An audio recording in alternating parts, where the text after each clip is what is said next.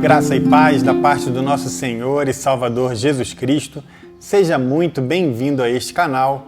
O meu nome é Tom Alvim e hoje nós vamos estar falando sobre Mateus capítulo 12, dos versículos 46 ao 50. E o tema dessa pequena reflexão será caminhando com Deus e fazendo a sua vontade. Vamos à leitura do texto?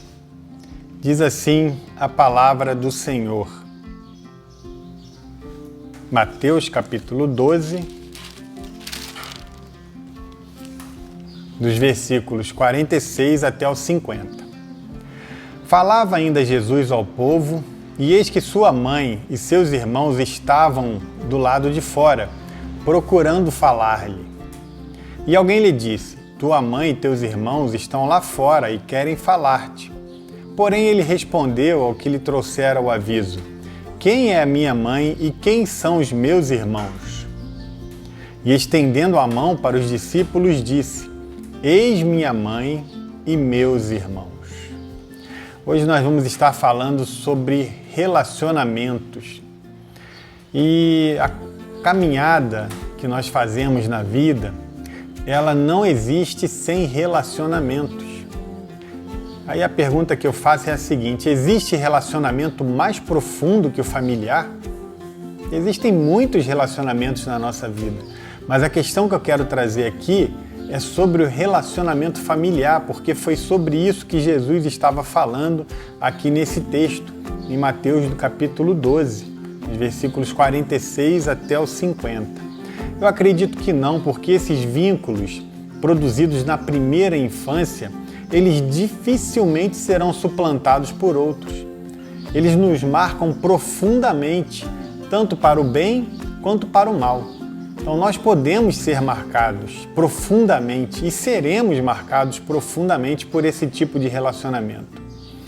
O vínculo de um filho com uma mãe, ele é algo profundo, ele já começa ali no ventre materno.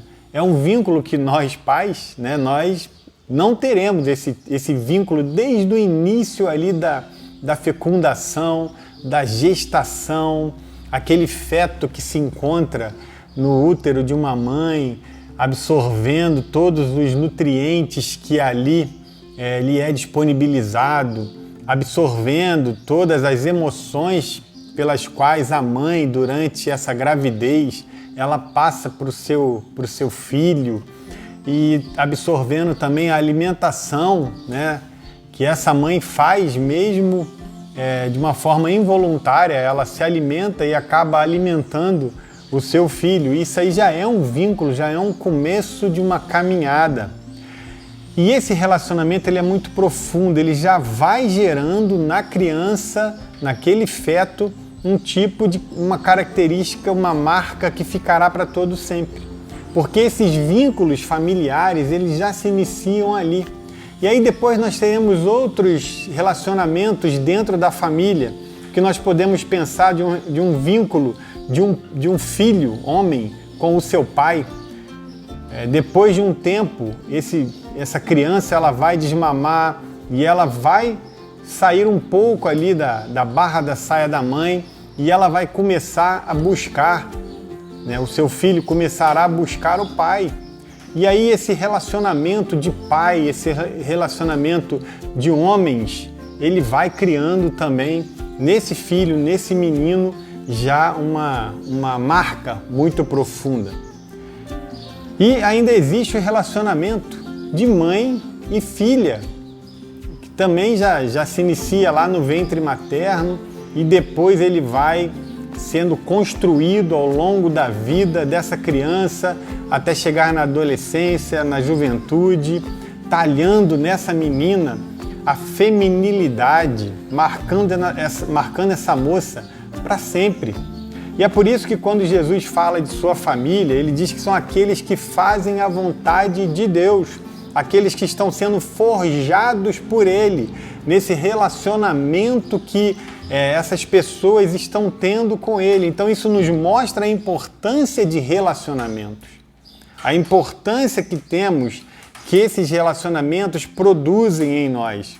Eles podem moldar nosso caráter, nossa forma de vestir, nossa forma de falar, eles podem nos moldar para todo sempre.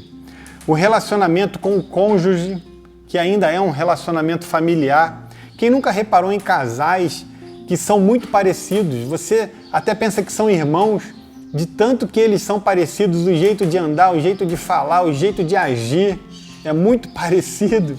Por quê? Por causa do convívio de um com o outro, um convívio muito íntimo, mais íntimo do que o convívio entre pais e filhos. E aí pode gerar nesses casais essa semelhança muito grande entre eles. E esse relacionamento, eles são profundos, eles são marcantes. O relacionamento com seu filho, ele tem o poder de formar uma pessoa parecida com Cristo ou formar um monstrinho também. Nós temos que ter essa preocupação de formar já nos nossos filhos esse caráter de Cristo, começar a formar neles o caráter de Cristo, impor limites, dizer não, caminhar com eles para que eles não se tornem monstrinhos. E monstrinhos aqui eu não digo crianças saudáveis, crianças que são ativas, crianças que gostam de brincar, de correr. Não, isso é ser criança. Eu estou falando monstrinho quando ele não tem limite. Quando os pais desse ser, dessa criança, não impôs limite. E aí vai se tornar uma pessoa insuportável na vida adulta. Então esse relacionamento entre pais, entre familiares, vai produzir ou uma sociedade doente ou uma sociedade sadia. Então fazer a vontade de Deus mostra qual é o nível de relacionamento que nós temos com Ele. É uma forma de se relacionar com alguém. E essa forma é caminhando no relacionamento familiar, no relacionamento entre amigos. Você está caminhando com essa pessoa, vivendo, criando vínculos, criando laços. Então, qual é a melhor caminhada que nós podemos fazer pensando em Deus? Tanto em dias chuvosos como em dias ensolarados. Qual é a melhor caminhada? Porque mesmo na chuva, que são dias maus, Deus está conosco. E em dias ensolarados, que seriam os dias alegres, Ele também estará conosco. E aí eu me lembro de uma frase que eu sempre tentei gravar por completo, mas nunca consegui, do pastor Martin Luther King. E no finalzinho dela, ele diz assim: eu prefiro na chuva caminhar do que em dias tristes me esconder. Prefiro ser feliz, embora louco, do que em conformidade viver. Esse é o finalzinho da frase do pastor Martin Luther King. Mas com Cristo nós estaremos no caminho certo. E sem Cristo, qualquer outro caminho serve para nos conduzir para a perdição eterna. Agora, como eu sei em qual caminho eu estou? É pelos frutos. Pelos frutos vos conhecereis, lá em Mateus capítulo 7, versículo 20, fala assim, deixa-me procurar aqui, Mateus 7, 20, ele fala o seguinte, Mateus 7, 20, assim diz o texto sagrado: assim, pois, pelos seus frutos os conhecereis. Você pega uma árvore, se ela é uma aceroleira, ela vai dar acerola. Se ela é uma macieira, vai dar maçã. Se ela é uma mangueira, vai dar manga. Isso é muito óbvio. Então, pelos frutos nós conheceremos quem nós somos, que tipo de caminhada nós estamos fazendo. Então, diga-me com quem tu andas, diga-me com quem tu caminhas, que eu direi quem tu és. Aquele que caminha com homens sábios, ele será sábio. Mas um companheiro tolo, um companheiro de tolos será destruído. Provérbios, capítulo 13, versículo 20. Feliz é o homem que não caminha no conselho do ímpio, nem fica no caminho dos pecadores, nem se assenta na roda dos escarnecedores. Salmos, capítulo 1, versículo 1. Eu me lembro que na escola, uma frase me incentivou muito, né? Que não era uma frase, foi um costume que eu tive na escola. Isso ali foi na minha 7ª série, na época, né? 8ª série, hoje já mudou tudo, do 1º grau. E eu gostava de andar com os atletas da escola. E eu não era atleta, mas o professor de educação física, ele tinha ido para a Olimpíada, e isso era algo muito bacana, porque ele incentivava nos alunos a treinarem. Nós íamos treinar em um quartel do Exército, lá em Realengo, no Rio de Janeiro, e nós de manhã acordávamos cedinho, íamos para lá. Eu não era atleta, né, mas eu gostava de estar com os atletas, porque eu aprendia com eles sobre motivação, sobre garra, sobre mérito, sobre força de vontade, né, sobre trabalho, e eu ia estar com eles, era um meio que eu gostava de estar.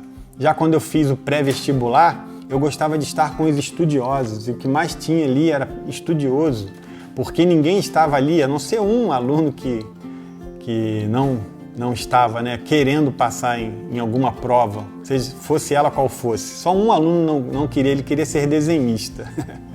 E foi o único que eu soube que não passou em nenhuma prova, mas todos os outros, ou a maioria dos outros que se esforçavam e estudavam, eram estudiosos mesmo, passaram nos concursos que queriam. E em provas difíceis.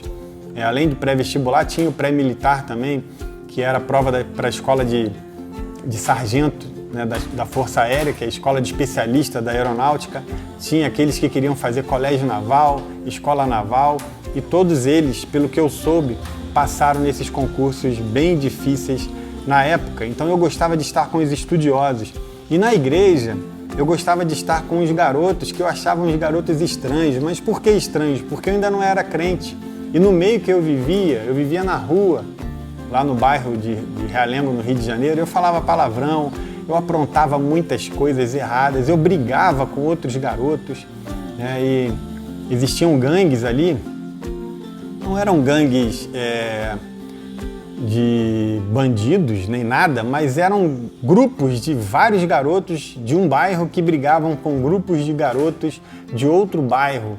Era uma coisa bem horrível de se ver, né?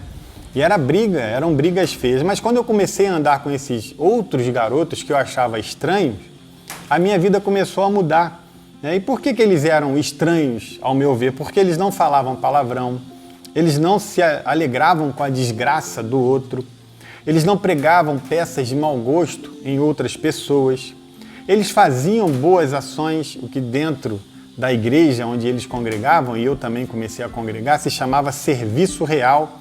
E eles pagavam a minha passagem quando eu ia passear com eles, né? Ia para cultos, programações, outros lugares. Eles sempre pagavam a minha passagem. Eu achava aquilo muito estranho, né? Como que eles poderiam, sem nenhum interesse na minha pessoa, apenas por amizade, por carinho, pagar a minha passagem. Até hoje eu agradeço, viu, pessoal? Muito obrigado aí, pessoal da Irmandade.